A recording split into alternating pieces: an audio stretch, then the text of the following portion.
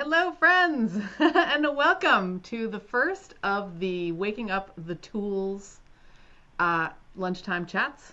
And I am joined. I'm Kay. I'm Kay Lock Kolp. I did a really fun thing in 2023, which is I grew to be the person who could and then did solo hike across northern England on a very special, wonderful path. Um, I I was able to do that and bring that about in my life because of Andrew Moss, Coach Andrew Moss, who's here too with me. And today we're going to talk about a tool, one of the tools that was really helpful for that, a mindset tool. But before we do, I also wanted to acknowledge we're joined in this moment by our other friend, Jeff Lamb, who is the a moderator of today's conversation. Was how Jeff you were sort of um, you know referring to yourself before, and um, yeah, so I'm glad you're here to do that. Like I feel like you are a miracle worker for making this work. So thank you for being here and doing that. Welcome to everybody who's joining, and I'm excited to be here with you. And Andrew, will you share a little bit? Introduce yourself and talk about from your perspective about what we're doing here today. Sure. Yeah. Well, and yeah, thanks for inviting me to do this. It's interesting to hear you say that I, um, you know, it was my role to lead you to walk across England because my recollection was your feet did all of that, and my job was to just be available in the moments leading up to the walk and through the walk.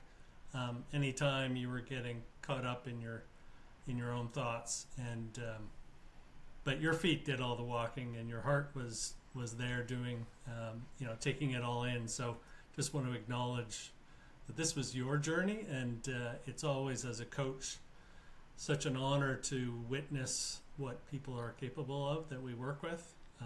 And you've taken it to another level because you wrote a book about it.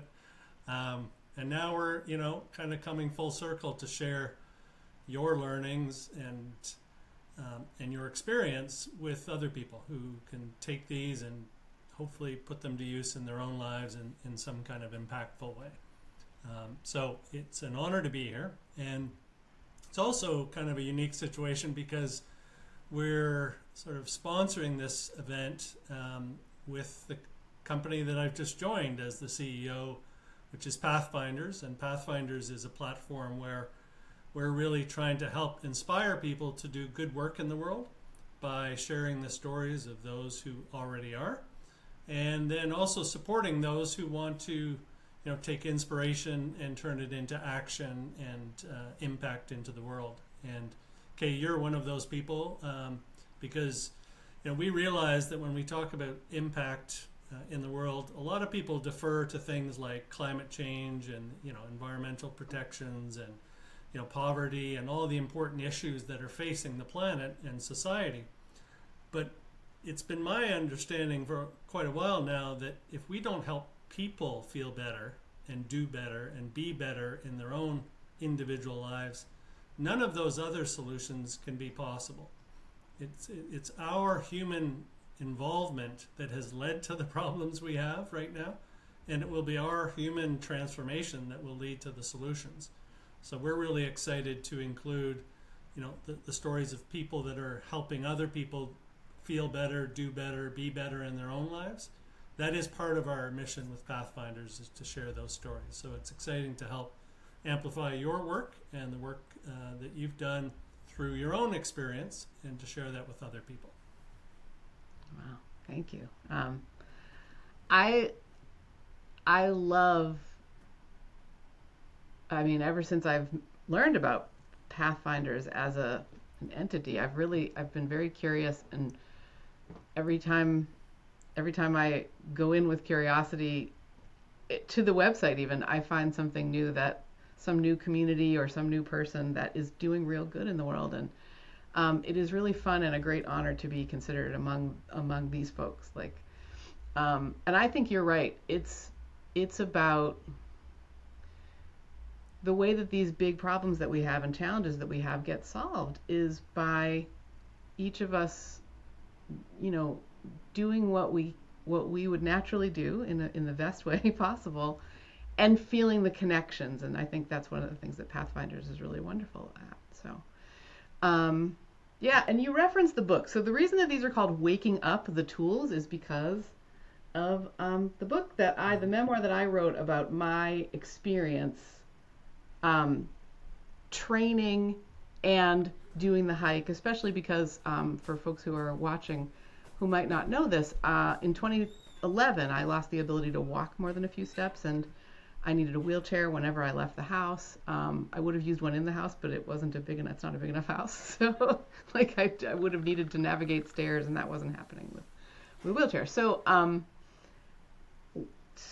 in 2022, actually, the other thing I want to say, Andrew, too, is I have a big thank you, because it is really easy to sort of remember it as, oh, here's this person who helped me do this thing. But really, I was the one who did it, right? I think the way that I would celebrate you is for not allowing me to stay in any story as I was getting to the point of being able to do it, doing it, the integration that came afterwards, right?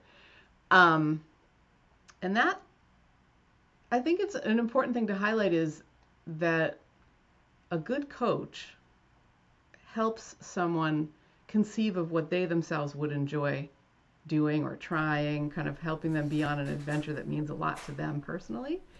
And you did kick this off with a question.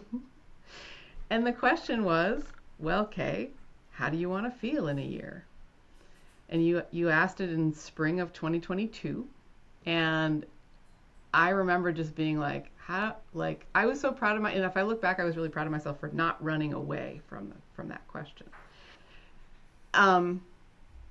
So actually, because I feel like this is a little bit of the precursor to any tool. I say that. We were already working pretty seriously on one of the tools when that question came up. At least one of the tools. And I wondered if we could kind of start from that question, but also bring the tool into the conversation. Does that make sense? Sure. Yeah, cool. So the tool was mind your own business. Do you remember asking me or talking about having conversations about minding my own business? Yeah, I certainly do. And it's interesting to try to tie that to the question I asked you, because there's two scenarios going on. One was sort of an ongoing frustration with an attempt to sort of focus on well-being, health, eating, fitness, diet, all of these kinds of factors. And overlaid on that was a tendency to get into other people's business and have other people's business really impact the way you were feeling, sort of day-to-day moments. And the two are very connected, obviously. It's obvious now, perhaps, as we talk about it. But I don't think at the moment maybe you understood how connected the emotional involvement in other people's business was to your sense of well-being, which was then connected to what your body was doing with food and with desire to eat and desire to exercise and all these other things. And so I think it was a really important meeting of those two things to say, well, adopting a new approach to well-being for you was about setting a vision for a year from now. And we'll talk about what your answer was, but it was about imagining a better future or a different future than the one that you were realizing right now. Part of the strategy, and for me, the underlying strategy to all of it had nothing to do with training and nutrition and anything else. It was about finding a foundation of well-being for yourself through the inputs that you were taking in your day-to-day life. And so by not involving yourself in other people's business, you're actually freeing yourself up from having all of these influences and inputs that would create disturbance and negative emotions and feelings. And those, you said something earlier, and I was going to interrupt, but this is a good time to mention it, is, we're doing the best we can in life in any moment, given the state that we've created for ourselves. And I think that add-on is a really important thing. If we're not taking care of our physical health, our emotional health, our mental health, our spiritual health, our relationship health, all of these factors, then our best self is going to be a very limited version of what's actually possible for ourselves. And so I think when we had those conversations, and I asked you the question about a year from now, and then layered onto it the idea of just focusing on your own business and less in other people's business, those were two strategic things about giving you the tools to not just have a vision of something exciting and better for the future, but also giving you the starting foundation to have more self-control over how you would actually then deploy your plan to go and actually achieve that.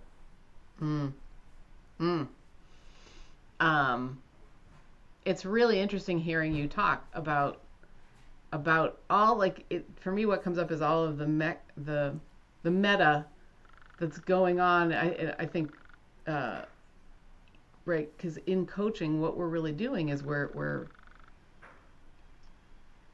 allowing the sort of ideas and reflections to just naturally come up, and sometimes it's really hard to say, where does this come from, but to hear the sort of reasoning, if you were to go back, which you just did basically, and look at the reasoning of why did I, Andrew, approach this in this way, right? Because so on what was happening inside me was I had felt for years that I'd always sort of felt the opinion of the conditioning, I guess, of being too heavy, of wanting to lose weight and trying to lose weight. That was like my whole life for a really, really long time. And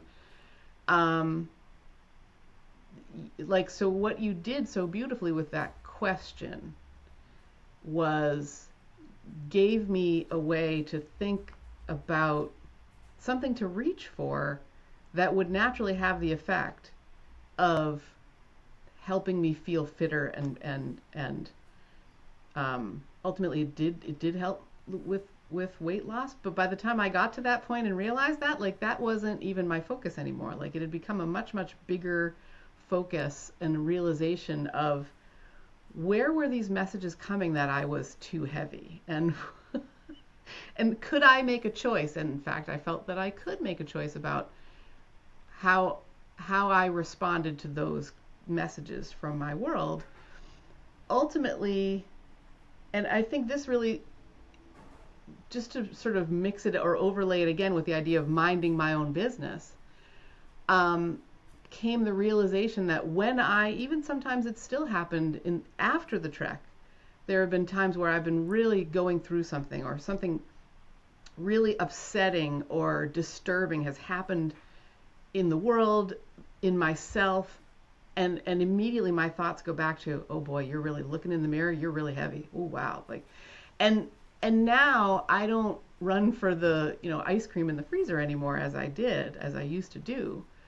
Instead, I get curious about a thought, and where is that coming from, and why is it showing up now, and what does it mean? Like, minding your own business, it did start with not over-involving myself in others' business. Like, I used to try to be the micromanager for my family and my adult children, teenage and adult children at that time, and others in my world. To be able to mind my own business has meant that they're experiencing more well-being from me, and thus able, I don't know how to say this exactly, but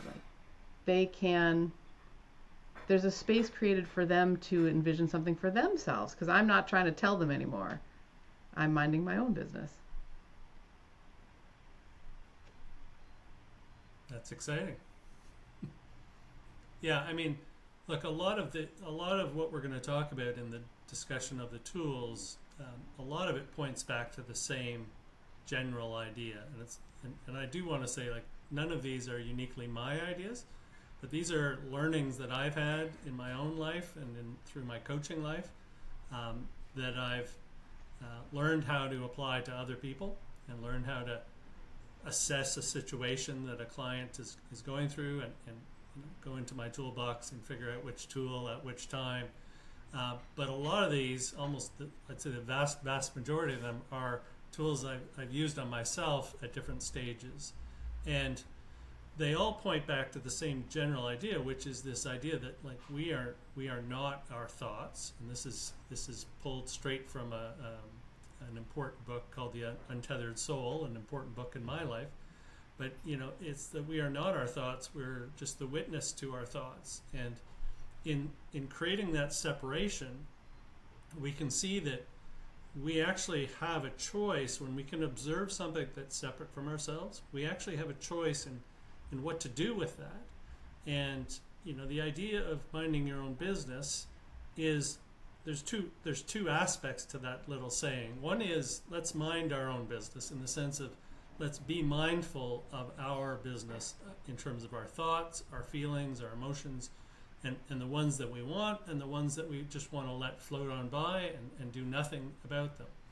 And then there's the external part of minding our own business, so that we're not minding other people's businesses and adding all of those extra inputs into our thoughts and emotions and feelings. Like, we have enough going on within ourselves in a typical day that we don't need to add other people's business into that.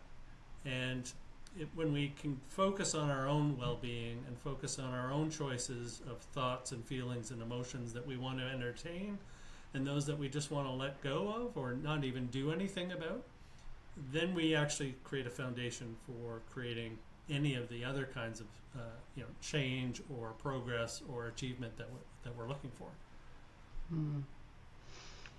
I'm really glad that you kind of brought the conversation around to where minding my own business came from, kind of in you, because that was something that I really thought might be useful in these conversations, and I mean, really interesting too, because I'm genuinely curious where I don't know how, like, obviously to your comfort level, but I'm curious,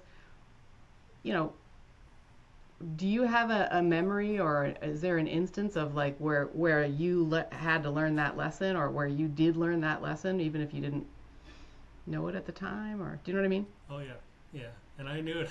I knew it at the time. I mean, it's a series of events, but I had what was a successful consulting company at one time, and a bunch of employees who were close friends, and had a bunch of contracts. But one of the contracts happened to be sort of a significant part of our business, probably close to 50%, which is never a good idea. But and that company ended up going through a leadership change, and within a week I was called to a meeting, and our contract was canceled. And this is an organization I had almost a lifetime attachment to through my athletic careers and my early coaching career.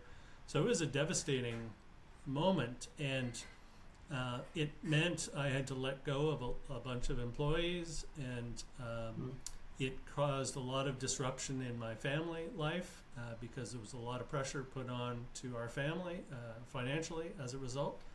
And I found myself really lashing out at the world, at other people's decisions, and other people having caused the situation that was going on. And by attachment, the way I was feeling, I was blaming other people for all of that as well, and so that was creating an even worse ripple effect to the actual events that were going on, which needed to be addressed. There was like this amplification because I was totally in other people's business and casting all kinds of blame. And I came out of that only by taking and it took a while, but getting to a point where I realized I did not like waking up and feeling the way I was feeling every day and acting the way I was acting. And it wasn't until I took 100% responsibility for everything, for my family situation, for my business situation, for my own feelings. I took it all on and said, this is all my responsibility. And I didn't take that on as a negative thing. I took that on as an empowering thing, because I then decided the way I want to feel. So to go to the question I asked you, if I was asking myself that question a year from now, I want to feel at peace, that I have made decisions for myself, for my family, for my business, that are the best decisions possible for the well-being of everybody involved, and to be able to move forward in a much more positive way. And so I took away from that whole episode a lot of these learnings, because they really helped me transition and transform myself through a very, very difficult time.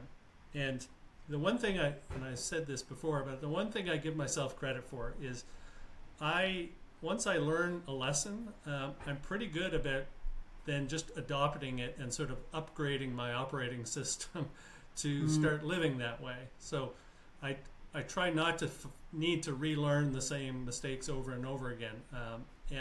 And part of that is just sort of a default sense of common sense to say that if this makes sense to me and this makes me feel better, and I can make a decision in the morning about how I want to feel, and then choose the things that keep me there and choose the things that throw me away and just let them go by. If that works, then why would I question it? Why would I go looking for another solution when that actually fundamentally works for me? So I think I've taken that for granted, and even though I meet lots of people who are on a cycle of needing to relearn the same lessons over and over again, I find that I am capable of taking a lesson that I've learned through my own life experience and then figuring out how to translate that for other people.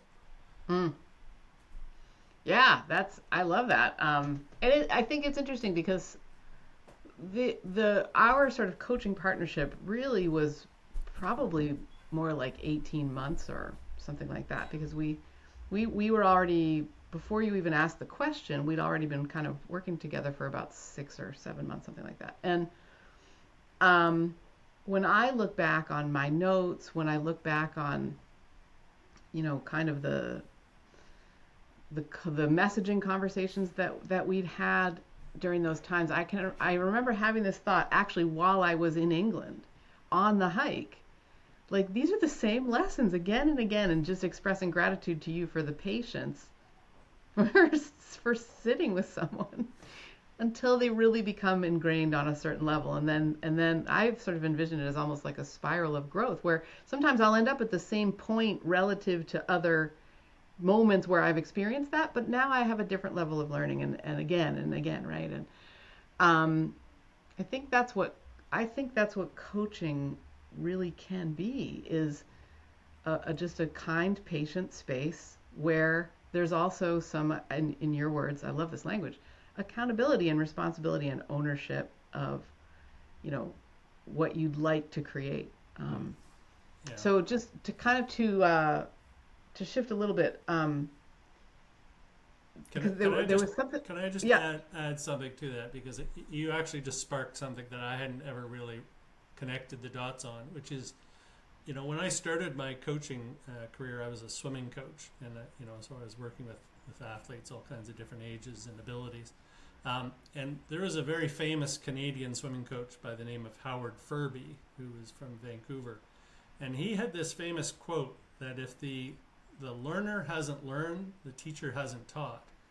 And I really took that to heart as a swimming coach, because I realized very quickly that each individual swimmer would learn in a different way. And so if my first way of trying to teach them something wasn't working, that wasn't their fault. That was my fault. It was my responsibility to try a different approach. And you've just really helped me see that actually that has carried on to say, because I've got this curiosity, and I think I've mentioned this to you before, that I've got this little sticky that reminds me every day that my only intent in coaching is to figure out why they haven't figured this out for themselves, right? So why is the person I'm working with not figured this out for themselves?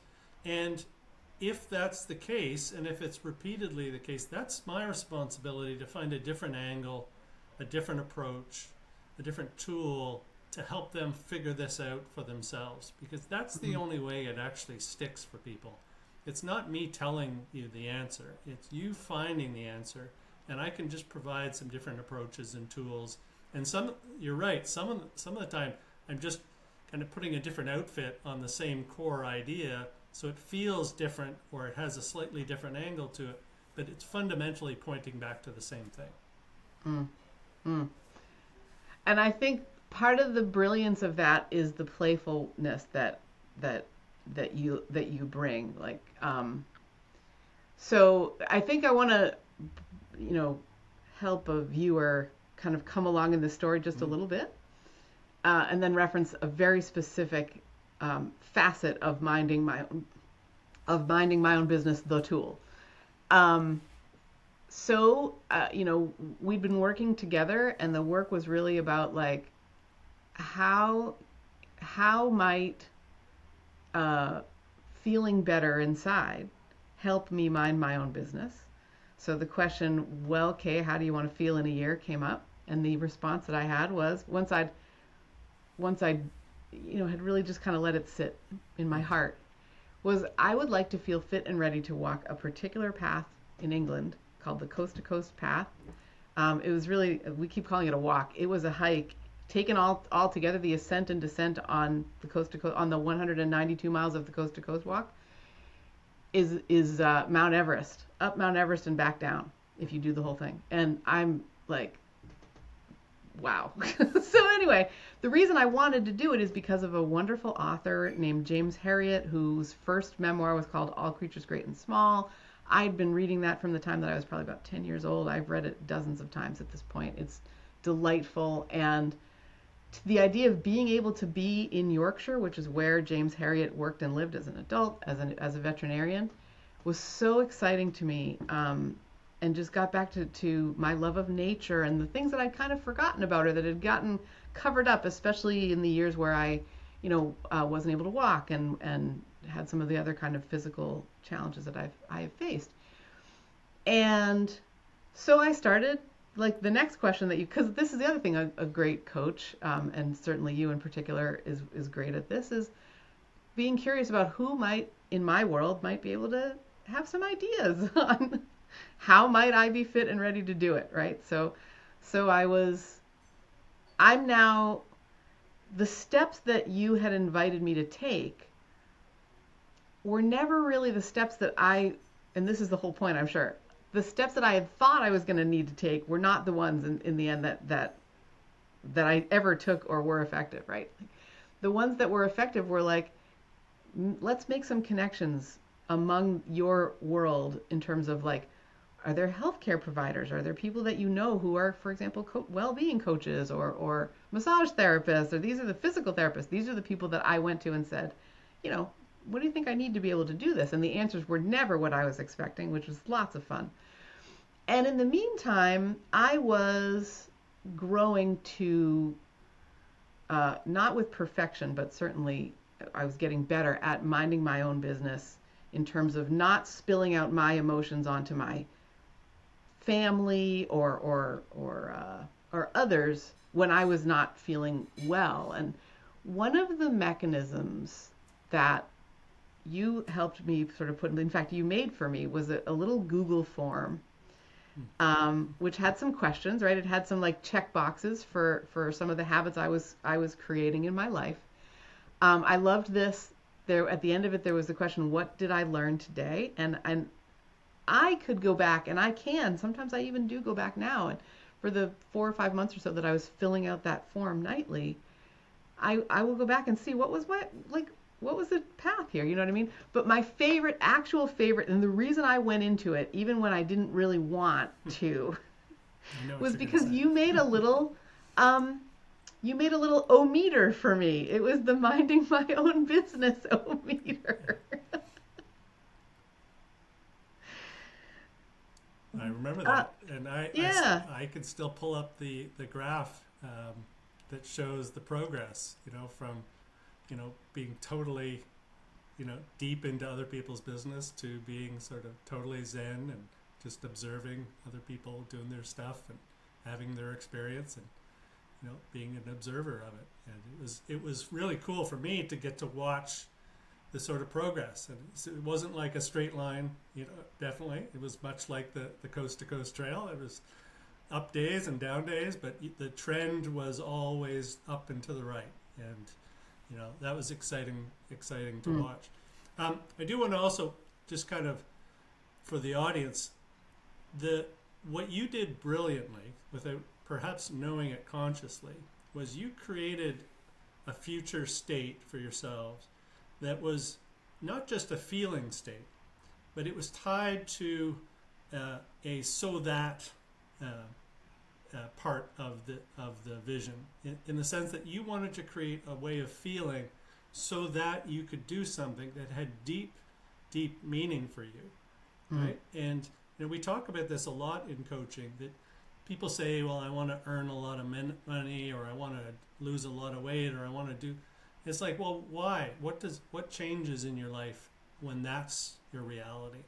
And it's not until we connect it to something that really has a deep and meaningful attachment for us that we create the leverage to actually really get inspired to do the work to get us there, right? And so, yes, we then focused on the day-to-day habits, but the day-to-day habits were habits that you and the people you ended up talking with helped define a new story for you, right? And the reason, as a coach, that I invited you to find other voices was that if we're not doing it ourselves, it's because our own voices have been creating the resistance to actually taking the steps that we need to take. So the only way we rewrite that script is by getting other people to contribute to the script, a script that will actually enable us and empower us to do what we say we want to do. So getting those extra voices involved helped you sort of see where some of the blockages you had been creating were, and replace those with a new story that somebody else who you trusted and had expertise, they could help you rewrite those. So again, this is where the art of coaching is not about telling people, giving them directive. It's about creating an environment where they rewrite and redesign and reimagine what they need to do to achieve what they say they want to achieve. And you can't just deal with one part of it. You've got to understand all the layers that are at play. Mm. Uh, so checking in, we had originally thought of conceived of these as like 45-minute, 50-minute conversations, and does that still feel aligned, Andrew? Yeah, I would love if there's questions. I can't see from my view if there's an audience, but if there's an audience and they have questions, I think Yeah. Jeff can help us out. Yeah, I was curious about that too. Yeah, and I would only say as a wrap up, Kay, that I think this is a really. I'm glad, like, we hadn't scripted what tool we were going to start with at all. So I'm glad you chose this one, because I think in terms of relatability to our audience, everybody in our audience has people around them that influence their day-to-day state. And that's a choice we make. And I know that's hard for some people to wrap their head around. But how we respond to what other people's behaviors and mannerisms and comments and behaviors, including those of people who we might only see on the television or on a YouTube video, like all of that, we decide how much of their business we want to allow into our control, our little state of being. And I hope that for the audience out there, like, that tool alone can change your life. To just learn to turn the volume knobs down on the people around you. You don't stop caring for them. You just stop caring about how about what they're trying to, or how their behaviors or their words or their impact, you're not going to allow that into your sphere anymore. You can just be empathetic and caring, but separate from it. And if people just took that one lesson away and tried to employ that in their own life, it would change a lot of things in a really positive way. So thank you for starting with that one. I think it's a really helpful one for a lot of people. You're welcome. And that really brings up a great point that I wanted to just quickly touch on.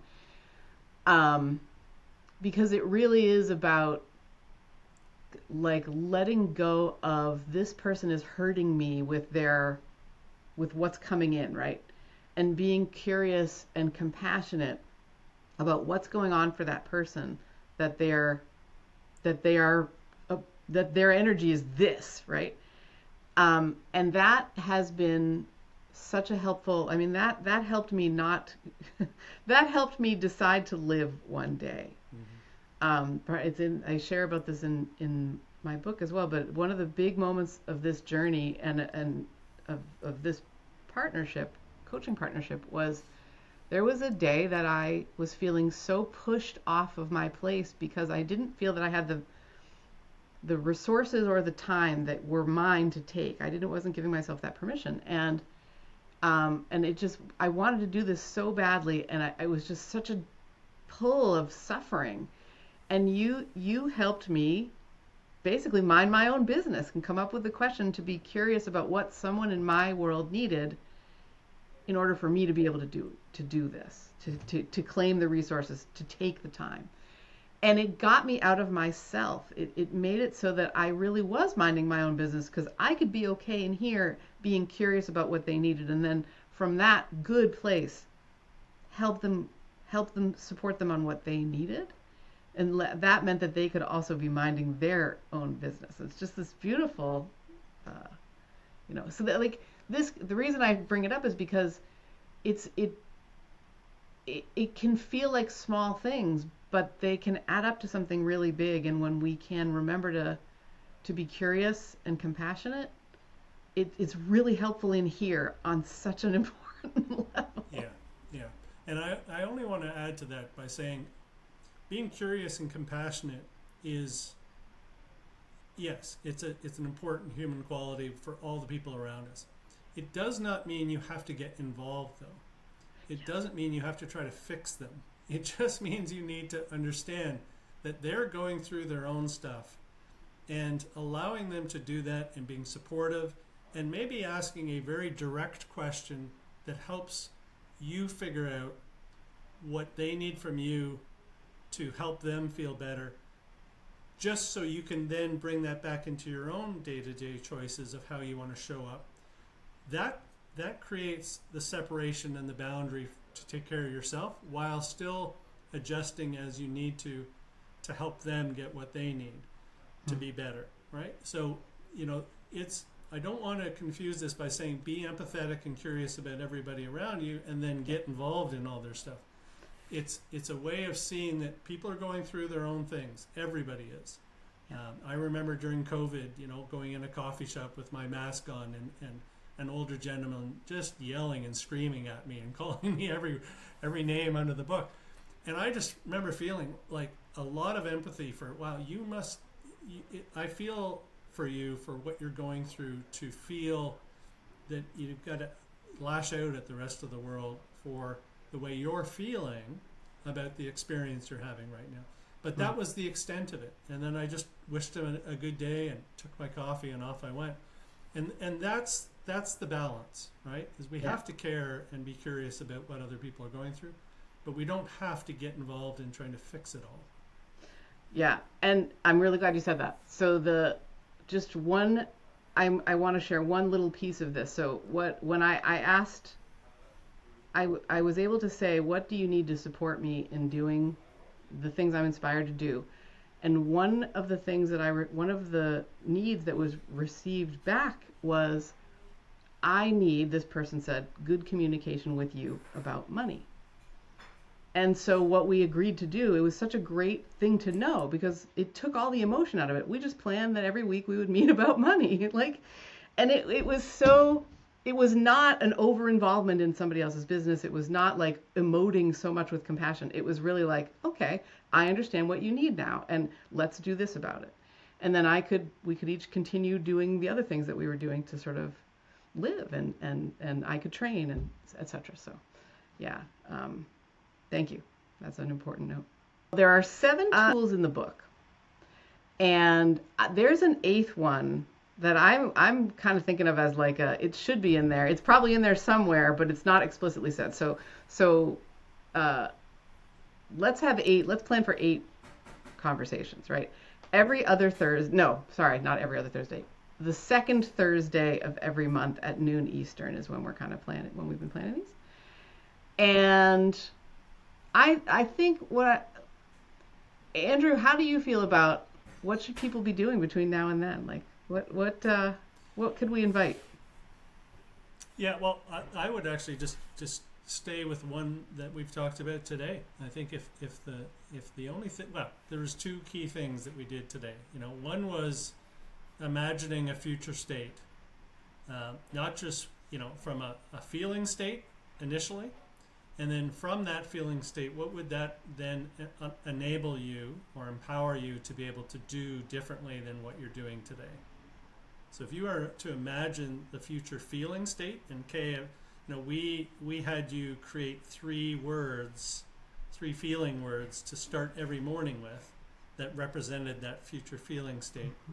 And then you created the so that you could walk across England part, which ended up being a commitment to yourself that was actually going to happen because we were going to create the feeling state that enabled that to happen, and that's exactly what happened.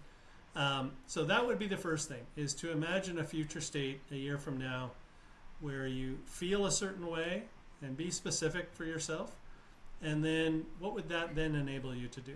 So that's part 1. The second part is just practice minding your own business.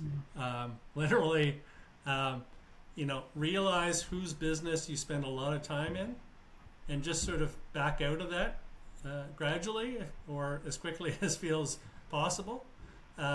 You will notice you have a different relationship with them all of a sudden, because the things that created the current relationship a lot of them will dissipate.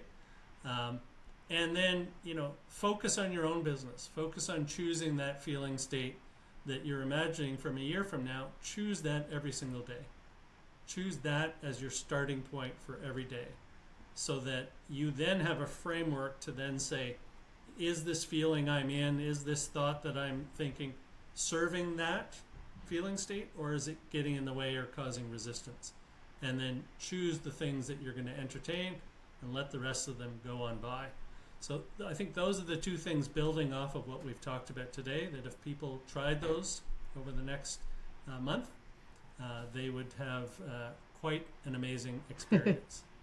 And I would only add, regarding the minding our own business, the way that really worked for me was to be able to say, oh, I have not been minding my own business, and to give myself grace about it, to be able to sit with it, or and to be able to say, okay, well that happened. Ta-da! But yeah, and the 2 things that we mentioned here are really tied together, because when you choose that ideal feeling state, most people are not going to come up one that is full of like anger and frustration and resentment and all these. That's not how you want right? to feel. They're going to choose things that are peaceful, that are calm, that are a good feeling state, that are empowered, or whatever the words are going to be, or the feelings are going to be. Those then become the reference point, so that when you do start getting back into other people's business occasionally, you will feel that. Yeah. And you will feel that the difference between what you've chosen for yourself and what's happening in the moment, and that will be the warning signal to come back to what you've committed to yourself about. So it's important. That's why the 2 of them, again, layering things together, to have the reference point and then to have the tool of minding your own business. And you're right, it's not an everyday perfect thing, you will notice the times when you're in and out much Yeah. more sort of It's consciously. like a simple noticing rather than a doing. It's not about going out and doing the minding my own business. It's like, oh, am I or aren't I? And just for reference, Right. my feeling state before like as I did the hike and in the lead up to the hike, was joyful, patient serenity. And the patience, especially, that sometimes was that was a challenge. And that still is. So today, after I got home, I realized that serenity had kind of broadened a little bit for me. So it's now joyful, patient presence is how, and that's, I mean, every morning I wake up and I choose that, and not with Mm. perfection, but with kind of well-being in mind. I'd much rather feel like that than some of those other words you were using. Me too. Yeah, yeah. Yeah. Wow. Well, I mean, what a wonderful way to spend a lunch, an hour. Absolutely. Thank you for doing this, and thanks to Jeff for the support, and thanks for those who showed up. And I think we recorded this as well, so okay, and we'll make sure to distribute this Yeah. afterwards as well. Yeah. Looking forward to that. Thank you so much for everybody for being here, and Jeff and Andrew. Oh my goodness, what fun. Thank you.